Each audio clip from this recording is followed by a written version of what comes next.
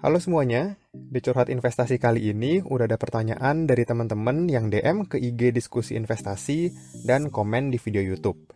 Saya akan coba jawab ya. Yang pertama, ada pertanyaan dari Dewi Heni. Kalau RDS Syariah di Indo masih recommended kah? Tapi bingung juga memilih berdasarkan performa MI. Share tips dan saran ya buat RDS. Oke, jadi Mbak Sis Dewi ini nanya tentang RDS Syariah apakah masih recommended. Kemudian pertanyaan berikutnya, gimana cara ngelihat performa manajer investasi? Oke, jadi kalau misalkan reksadana syariah atau reksadana konvensional, ya itu sebetulnya sih recommended aja. Mungkin yang lebih bisa dilihat adalah bukan syariah atau konvensional, tapi yang bisa dilihat adalah performa manajer investasi dan performa produk pastinya. Kalau untuk reksadana saham, pastinya kita harus lihat isi sahamnya tuh seperti apa. Bagaimana kebijakan investasinya, itu yang lebih penting. Terus selain itu juga perlu diperhatikan total AUM ya, total dana kelolaan, karena itu menunjukkan kepercayaan masyarakat terhadap produk itu. Juga perhatikan pastinya return, bandingkan dengan produk-produk lain yang di sektor yang sama, kompetitornya kita lihat apakah lebih unggul, lebih rendah, atau bedanya jauh. Nah itu harus dipertanyakan. Karena kan kalau misalkan di syariah, di indeks syariah ya berarti harusnya kurang lebih sama kayak indeks syariah yang lain. Tapi saat produk lain naik tinggi, sedangkan produk yang kita punya ini relatif biasa-biasa aja, nah itu perlu dipertanyakan. Saya rasa itu ya, melihat performa MI. Lanjut ke pertanyaan kedua. Pertanyaan kedua dari DM Instagram juga, ada Bro Fahrezi69. Saya dengar-dengar Mimin pakai iPod. Saya juga baru daftar nih. Waktu saya mau beli saham, kok kolom bid lot sama off lotnya nggak bergerak ya? Saya cek di YouTube orang waktu beli saham di iPod, kolom bid lot dan off lotnya berubah-ubah. Oke, jadi Bro Fahrezi ini nanya, dia baru daftar iPod, terus kemudian ketika mau beli, di bid lot sama di offer lot kan tuh biasanya kan jalan tuh, karena bergerak-bergerak ya. Ada yang ngebid 100, nanti tiba-tiba nambah lagi 120, nanti nambah lagi 500 atau berkurang. Nah itu biasanya bergerak tuh, sangat dinamis, per detiknya bergerak. Tapi Bro Fahrezi bilang nggak bergerak. Nah, jadi overload sama bid lot itu hanya akan bergerak ketika jam market. Tentunya kalau misalkan di luar jam market, ya nggak bisa masukin, nggak bisa ngebid, nggak bisa juga over, jadi nggak bisa ngejual, nggak bisa beli. Itu hanya akan berjalan ketika jam market.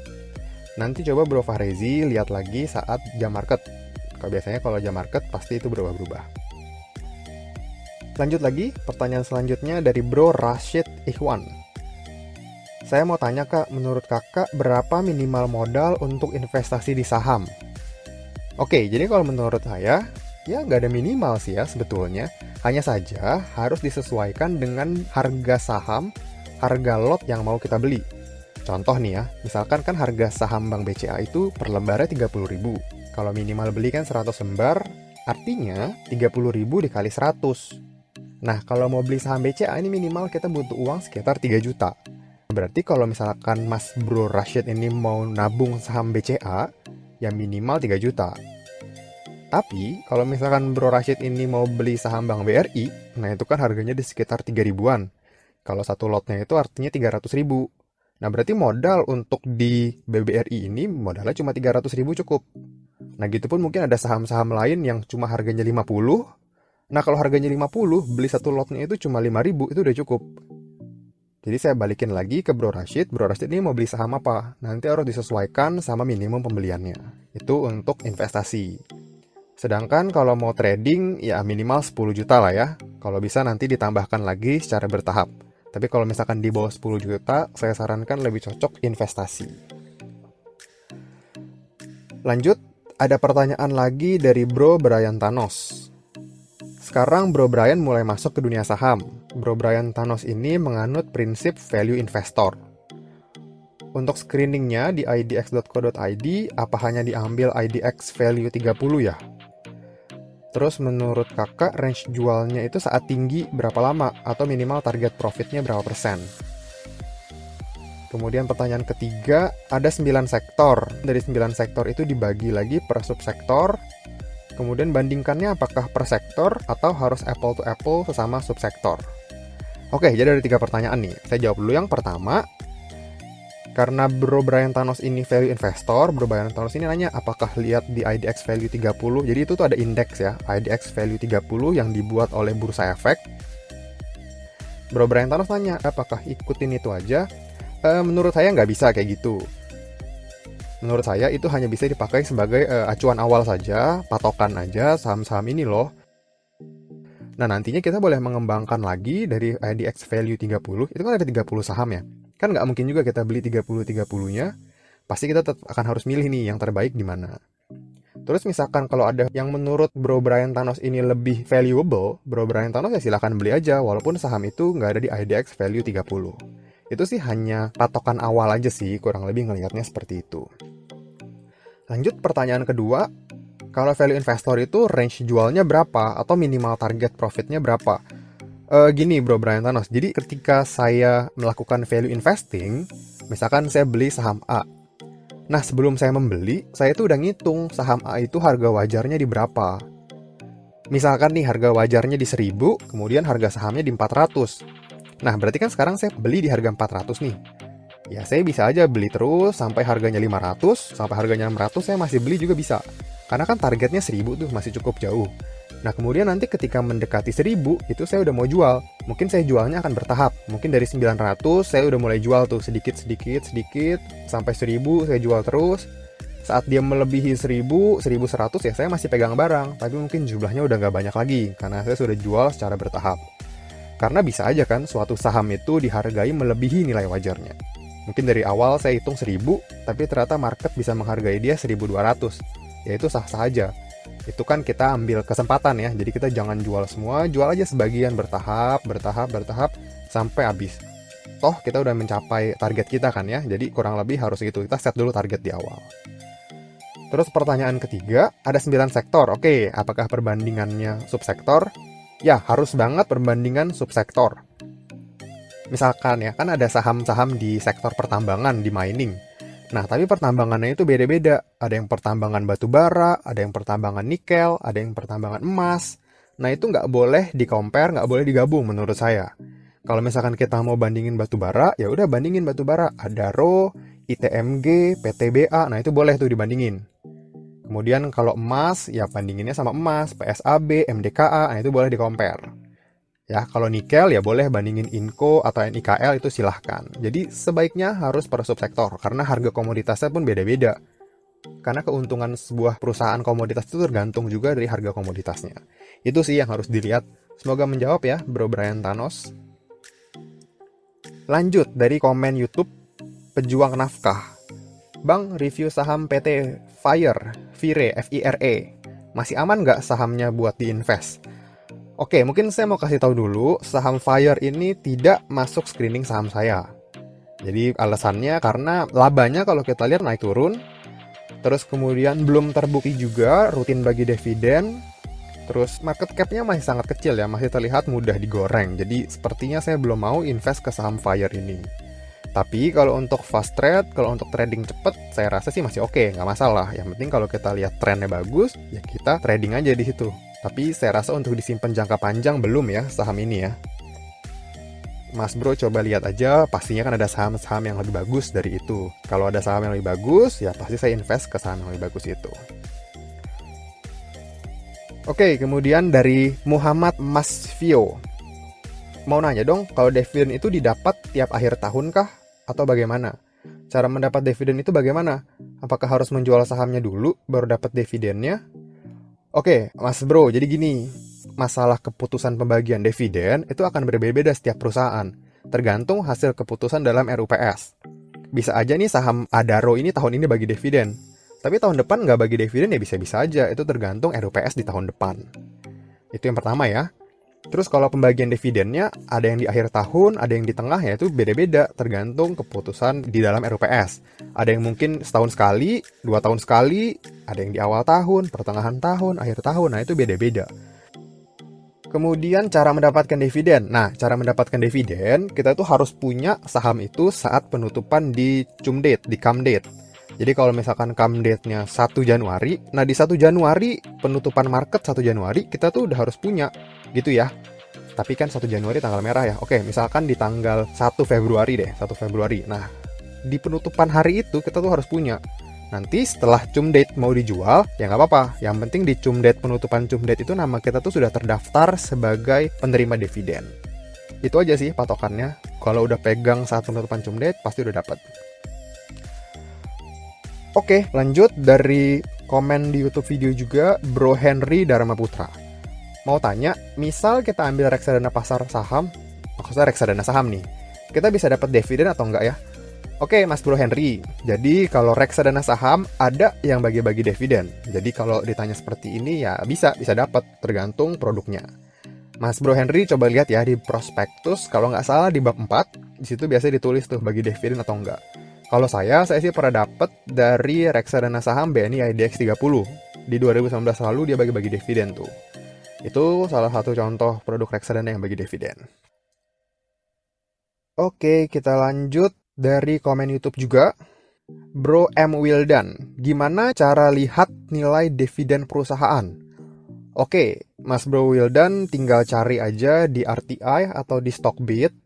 Mas Bro masukin kode sahamnya apa, terus nanti pindah ke tab key statistik.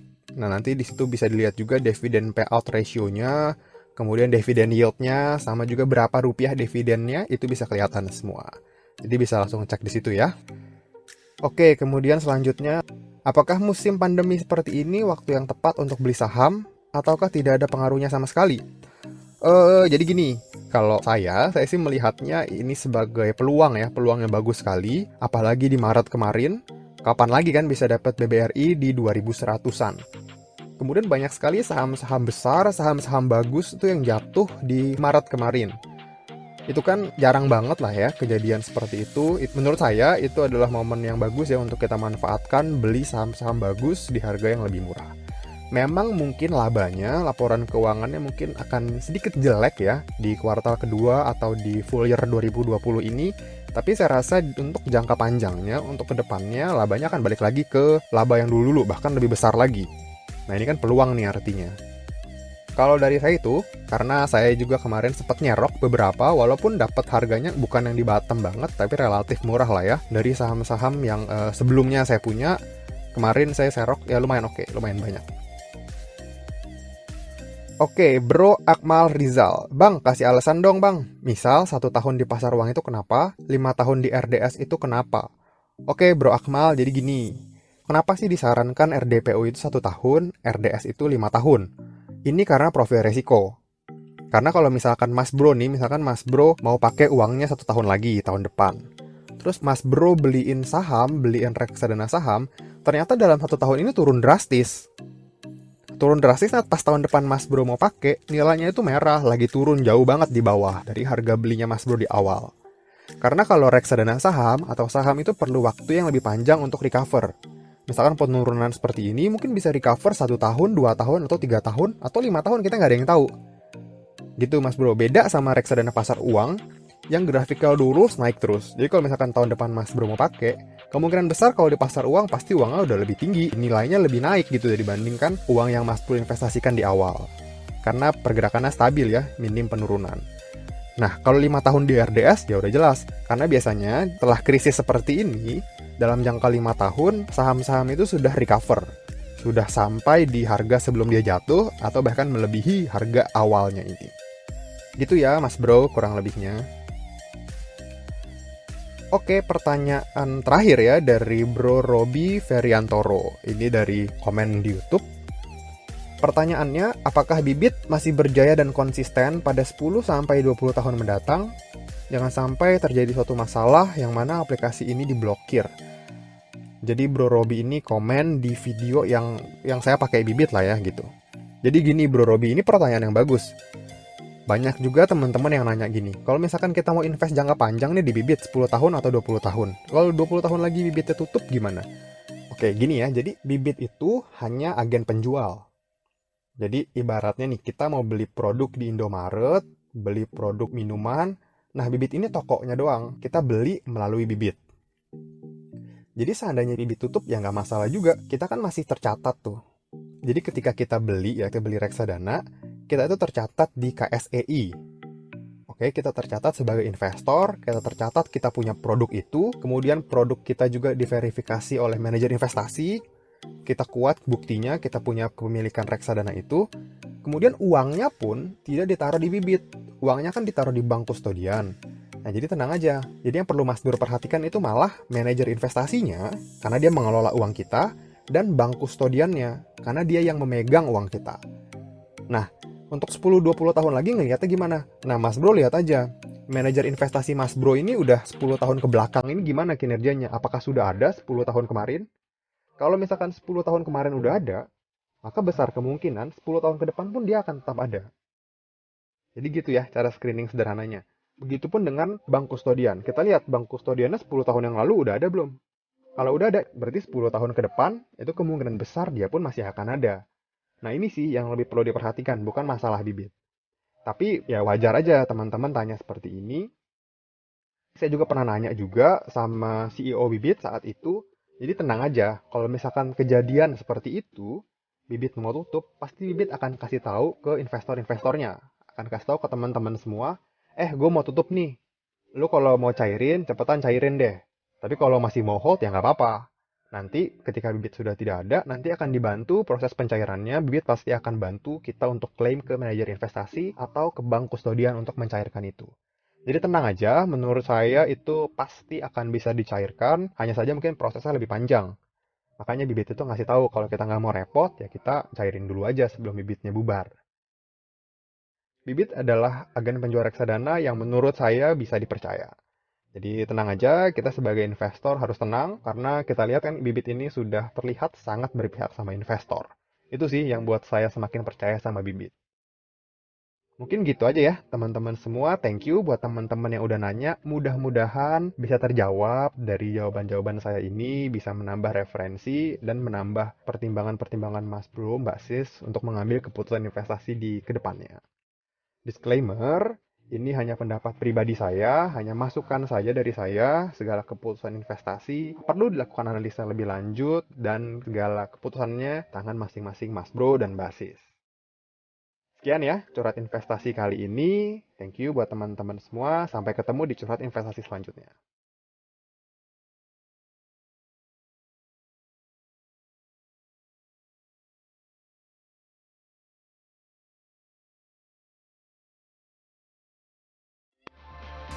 Sekian dulu ya video kali ini.